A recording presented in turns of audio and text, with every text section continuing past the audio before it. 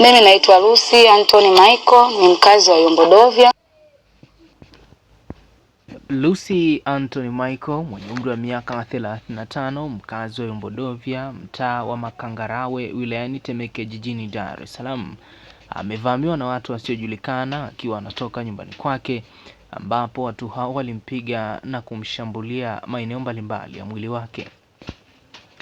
Lucy, ambaye ni miongoni mwa watu waliojitambulisha kuwa ni waumini wa kanisa Katoliki walioenda kwenye ubalozi wa Vatican uliopo hapa chini kwa ajili ya kupeleka barua ya malalamiko juu ya mwenendo wa baadhi ya viongozi wa kanisa hilo hivi karibuni, amesema kabla ya kuvamiwa na kushambuliwa kwake siku kadhaa, amekuwa kwenye msukosuko ya kupokea simu na kutumiwa SMS za kejeli, matusi na wengine kumtisha maisha.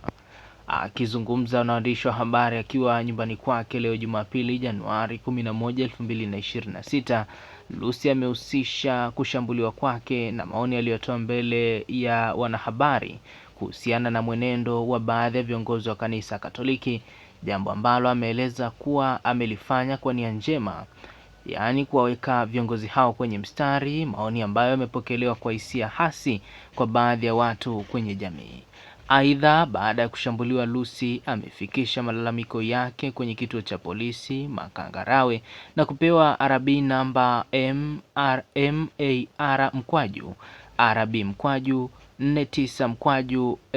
MRB/49/2026.